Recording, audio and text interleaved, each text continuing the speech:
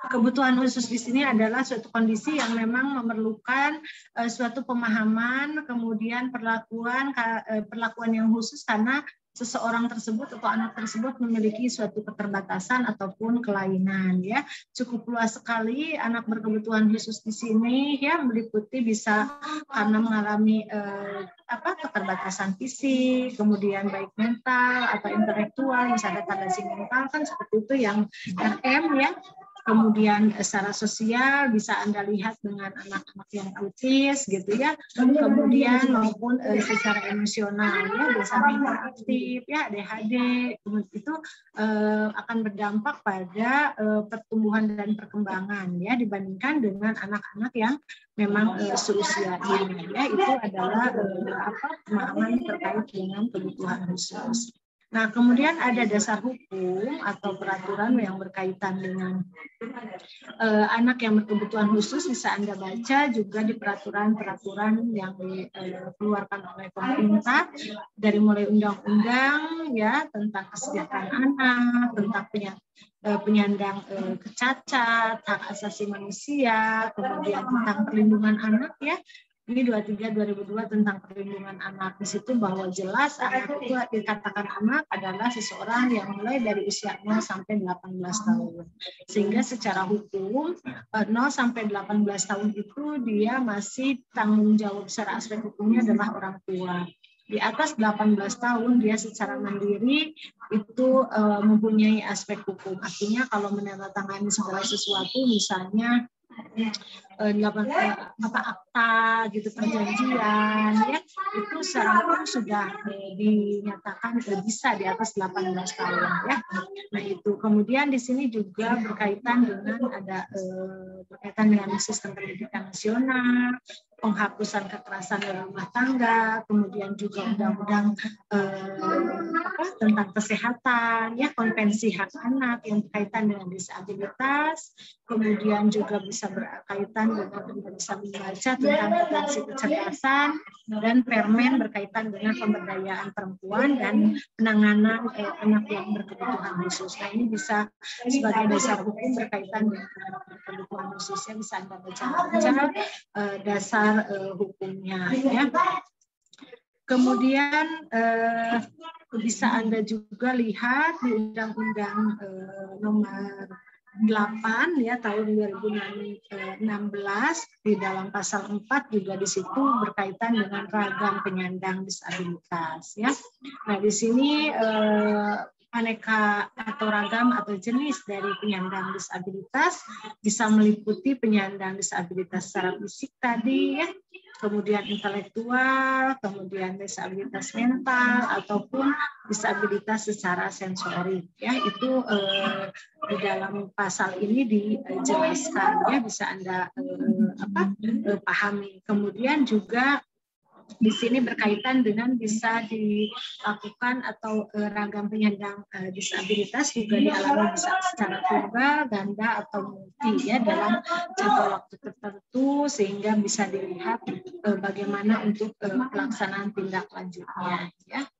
Nah, karena tadi dari ragam penyandang disabilitas, kemudian anak berkebutuhan khusus, secara umum bisa kita lihat juga bahwa anak itu memang seseorang yang unik, ya, karakternya berbeda-beda. Tidak bisa disamakan walaupun ibu dan ayahnya sama, sehingga di sini muncul keberagaman anak, ya.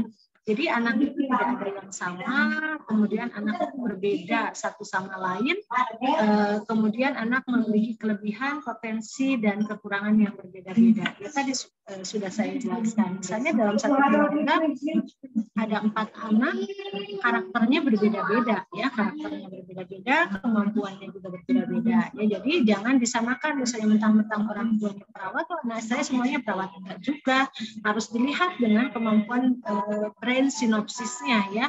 Kalau saya sebelum masuk PK, anaknya suka dilakukan berkaitan dengan psikologi, saya suka dianalisis, ya, dipasang alat di jari, kita lihat dilihat itu ada namanya brain synopsis ya. Brain synopsis itu bisa melihat kemampuan otak anak ini berada di mana, di area kanan apa kiri yang mendominannya ya. Nah itu bisa kita arahkan dan bisa kita untuk nanti berikan fasilitas tertentu. Misalnya, oh ini anak itu dia kemampuan otaknya lebih bagus gitu ya dibandingkan otak kanan. Nah, apa areanya? Misalnya tentang seni, tentang rancang bangun gitu ya.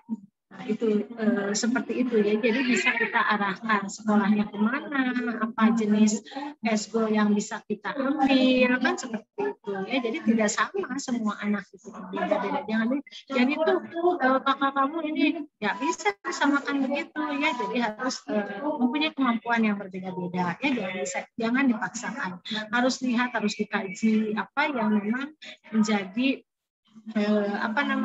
keunggulannya ya, dilihat dari keseharian, kemudian juga ya tadi bisa dibantu kalau sekarang itu berteknologi sudah canggih ya, tadi alat bantunya bisa kita lihat kemampuannya ke arah mana ya. Contoh mungkin anak saya anak pertama itu hasil analisis brain synopsis itu dia lebih ke arah rancang bangun gitu ya, kemudian berkaitan dengan membuat komposisi sehingga bisa diarahkan apakah dia mau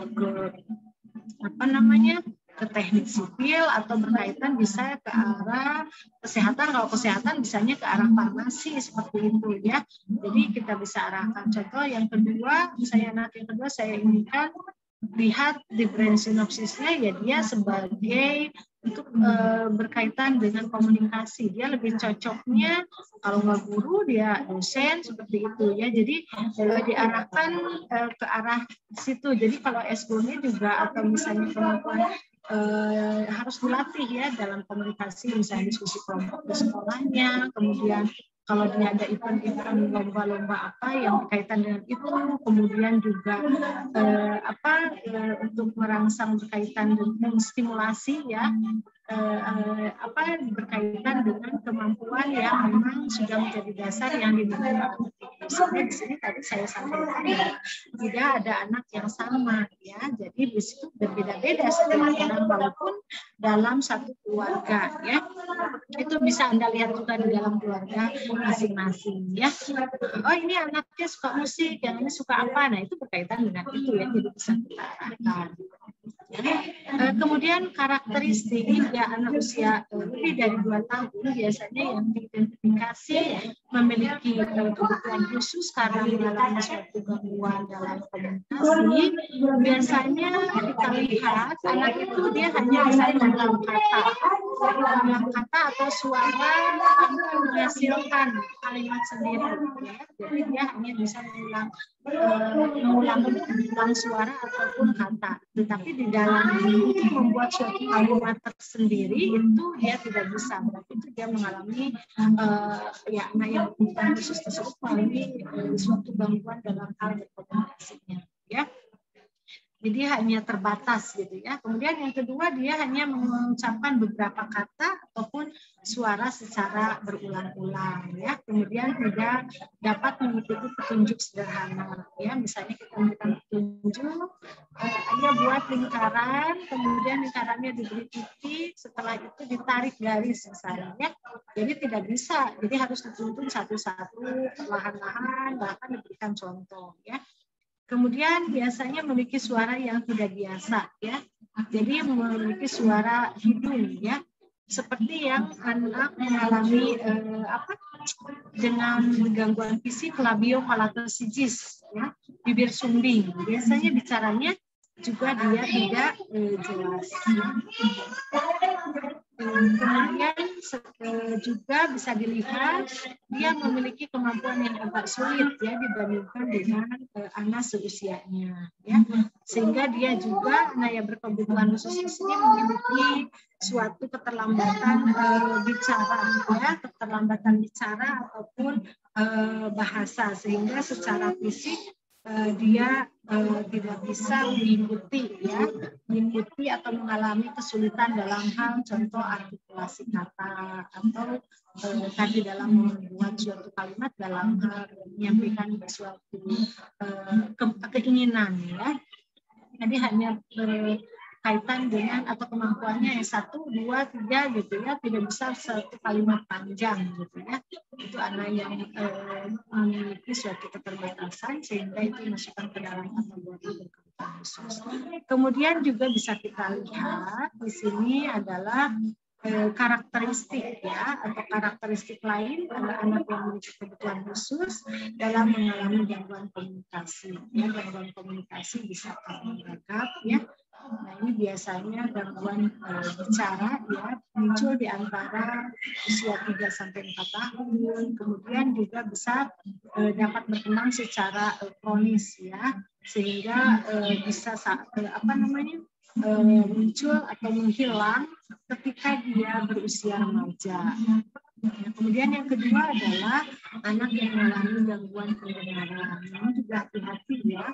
Misalnya orang tuanya tidak ada masalah gangguan pendengaran, tapi anaknya ada. Itu makanya pada usia bayi hati-hati ketika ibu memberikan air susu ya. Memberikan ASI yang baik itu adalah dengan posisi duduk ya. Posisi duduk bayinya dipegang di sini ya, digendong. Baru diberikan ASI. Tidak boleh memberikan ASI ketika tidur. Maksudnya ibunya tiduran, kan banyak ya ibunya sambil merende gitu ya, bahasa Sundanya sambil tiduran anaknya ya, ibunya di situ ya. Nah itu kadang kemungkinan ASI apalagi di bulan-bulan pertama itu kan banyak produksi ASI. Nah ada yang ibunya tidur, ASInya masuknya bukan ke mulut bayi tetapi ke telinga. Nah, kalau masuk ke situ dalam frekuensinya sering, itu lama-kelamaan bisa infeksi di dalam saluran telinganya ya. Itu bisa mengalami otitis media ya, bahaya kalau sudah bolong. Otitis media itu bahasa Sundanya congean ya. Nah itu karena dia sudah infeksi bagian medianya, bagian tengahnya, dan itu tidak bisa mau dirapet apa-apa diikat atau nggak bisa ya, kalau sudah infeksi itu sangat sulit ya, sehingga itu paling bahaya. Bisa orang tuanya tidak ada masalah dan pendengaran, anaknya mengalami masalah, dia mengalami tadi misalnya infeksi, yaitu kesalahan yang tidak disadari ya oleh orang tuanya, itu hati-hati. Atau ketika memandikan ya, atau ketika berenang dan sebagainya, jadi harus kalau berenang ya kan harus tutup telinga, kan ada ya untuk menutup supaya air tidak masuk ya, karena pada anak itu kan dia tidak paham, ya kuranglah kemampuan untuk berpikir kesananya belum maksimal ya, sehingga kita harus fasilitasi dengan baik ya. Kemudian selanjutnya ini ya, teknik ataupun strategi ya pada saat kita melakukan komunikasi pada anak yang berkebutuhan khusus itu di dalam komunikasi itu ada 2 komponen besar yang bisa diungkapkan atau yang bisa kita pahami, yaitu komunikasi secara nonverbal maupun yang verbal ya. Yang nonverbal berkaitan dengan bahasa ataupun gerakan tubuh ataupun sikap yang dimunculkan ketika saat itu ya, ketika terjadi suatu proses komunikasi. Nah, yang pertama adalah komunikasi nonverbalis ini adalah kita harus menerima anak ini secara utuh, jadi welcome, terbuka, aware ya. Kemudian yang kedua adalah menjaga kontak mata ya, dan jarak fisik.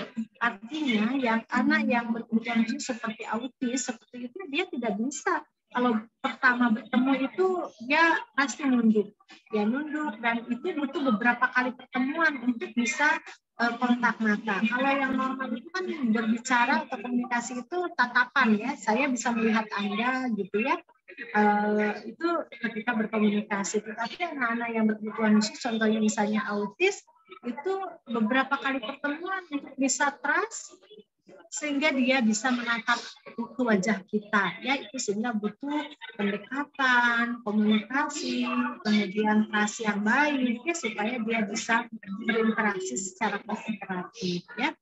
Itu langkah pertamanya adalah menerima anak secara utuh, kemudian menjaga kontak matanya, kemudian menjaga jarak fisik, artinya jangan terlalu jauh juga, jangan terlalu dekat ketika berkomunikasi ya.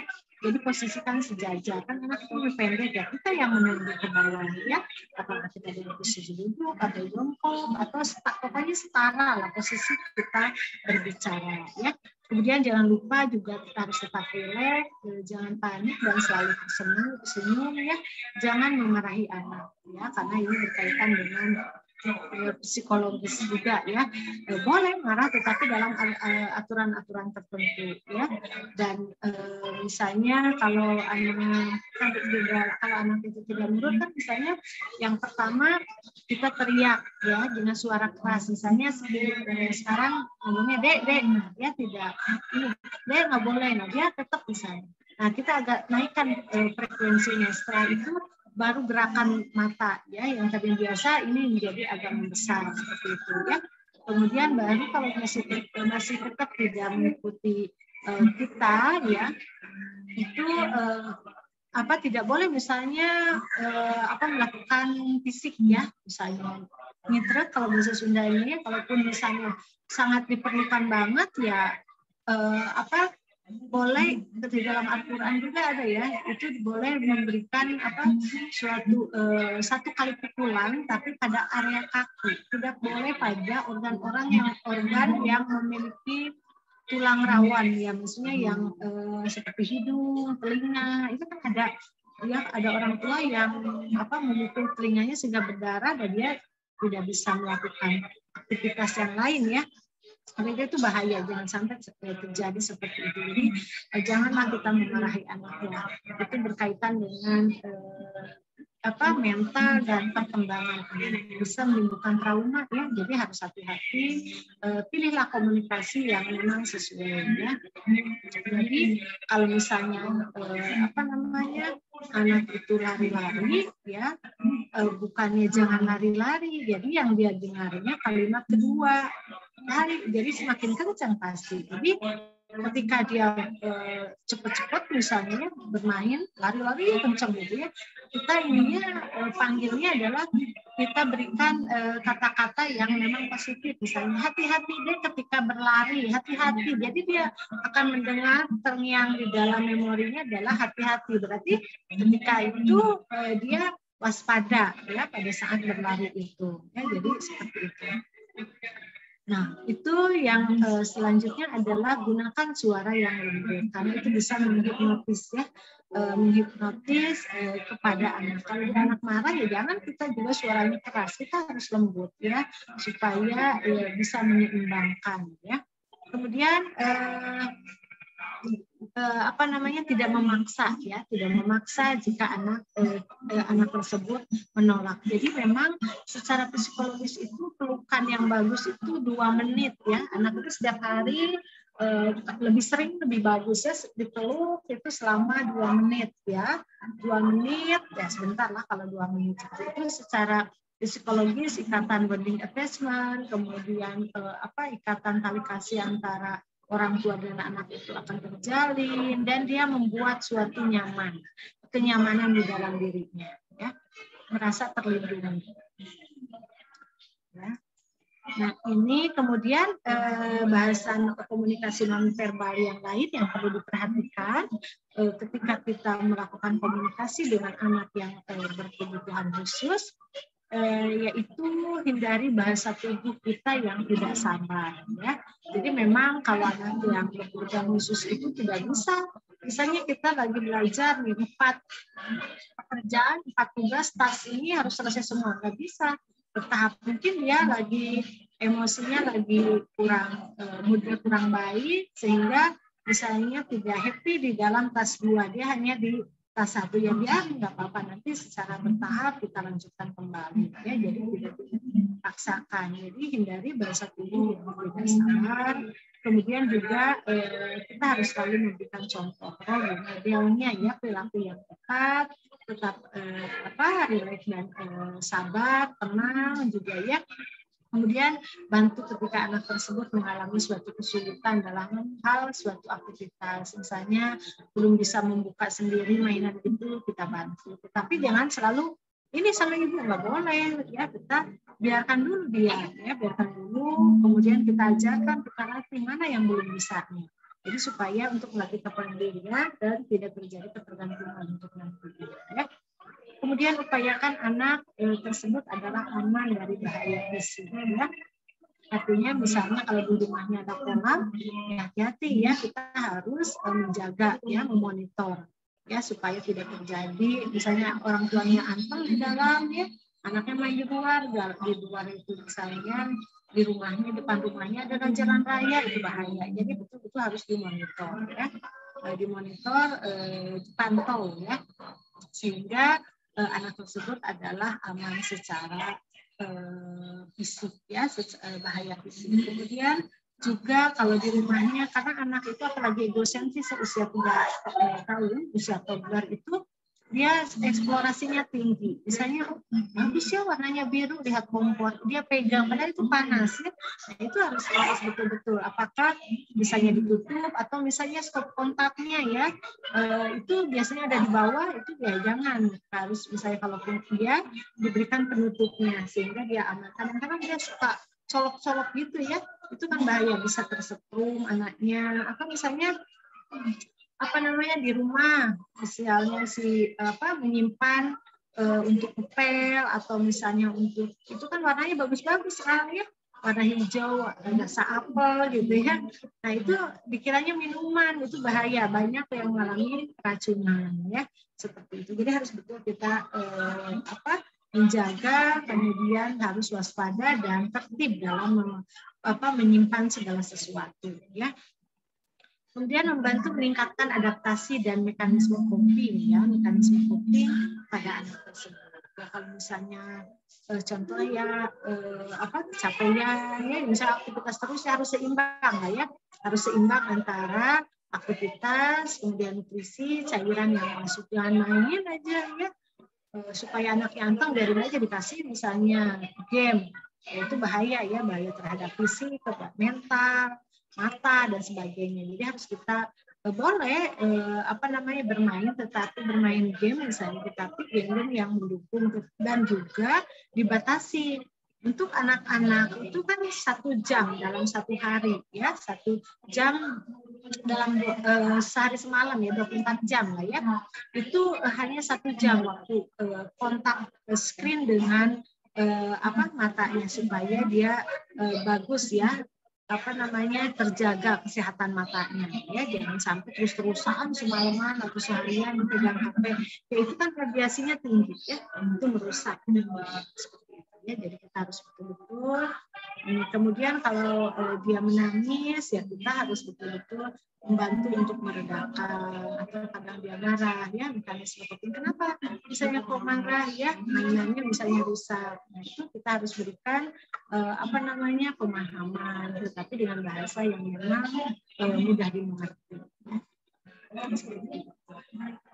Nah, kemudian di sini yang tadi komunikasi non-verbal, selanjutnya adalah komunikasi verbal. Ya, komunikasi verbal yang bisa kita ungkapkan pada anak yang berkebutuhan khusus, itu teknik komunikasi yang bisa kita gunakan adalah kalaupun dia ada pertanyaan atau kita memberikan suatu pertanyaan, di sini pertanyaannya sederhana atau tertutup karena anak ini sangat biasanya tidak kooperatif ya, jadi harus betul-betul kita pilih strategi komunikasi yang tepat ya, dilihat karena beda-beda tadi ya responnya. Yang kedua adalah mengulang pembicaraan yang kurang jelas. Jadi pelan-pelan, jangan merotot gitu. Pembicaranya ya. Jadi kita pelan-pelan sehingga apa yang kita sampaikan dia bisa terdengar dengan jelas. Kemudian memperjelas tadi verbalnya ya. Jangan berbicara sambil berjalan karena tidak fokus dan tidak jelas itu akhirnya ya. Instruksinya juga menjadi tidak jelas. Kemudian bicara singkat dan jelas itu sesuai dengan kemampuannya, kemampuan anak. Jadi kalau anak usia toddler ya jangan diberikan diskusi panjang ya, tapi ya seputar mainan, seputar aktivitas, seputar kebutuhannya ya. Misalnya untuk usia toddler kita latih untuk toilet training ya. Contohnya toilet training itu adalah membantu atau melatih BAK dan BAB di kamar mandi supaya dia nanti mandiri. Oke, kita buka nih cara makanya menggunakan celananya, jangan ya celana yang ada ada cantelannya, jadi menggunakan yang karet supaya dia bisa merosotin sendiri ya. Itu salah satunya ya, bukan celananya. Oke, yuk sekarang kita masuk kamar mandi ya. Masuk kamar mandi misalnya. So, pedenya sekarang jongkok. Kalau mau pipis. Setelah itu cuci tangan pakai sabun. Ya. Terus disiram. Yuk kita kemudian kita pakai lagi celananya. Caranya ini yang kanan dulu, baru yang kiri. Ya, itu seperti salah. Ya itu jadi bertahap lah ya. Bertahap, kemudian jelas ya, singkat dan jelas sehingga sesuai dengan kemampuan anak tersebut ya, karena usianya juga masih kecil, jadi harus kita bertahap karena kemampuan menerimanya masih belum maksimal ya. Kemudian memfokuskan dan lain-lain yang sesuai dengan kondisi anak. Ya, tadi dia lagi konsen apa atau kegiatan apa pada saat itu. Ya, kita harus fokuskan dalam satu kegiatan ya, jangan ini belum selesai itu sudah dibuat lagi gitu ya, dan diusahakan untuk tertib ya. Jadi kalau sudah bermain, misalnya bermain, ya itu nantinya dia supaya dilatih tanggung jawabnya, beresin lagi, ya dia beresin lagi, kita sediakan tempatnya, dia masukin lagi ke tempatnya ya, seperti itu. Jadi harus sudah mulai di kemandirian, kedisiplinan, tanggung jawab, ya seperti itu. Kemudian kalau misalnya bermain juga mainan misalnya diambil sama orang, dia harus mempertahankan mainannya, ya karena itu adalah haknya seperti itu. Bukan biarin aja deh kasihan, nggak bisa begitu ya, dia harus yang lain itu harus mengalah misalnya orang tetangga ya seperti itu. Jadi memang harus mempertahankan haknya, ya. Oh, tidak boleh yang ini punya ini, gitu ya. Kemudian adiknya ataupun kakaknya tidak sama. Ya, itu mungkin untuk komunikasi yang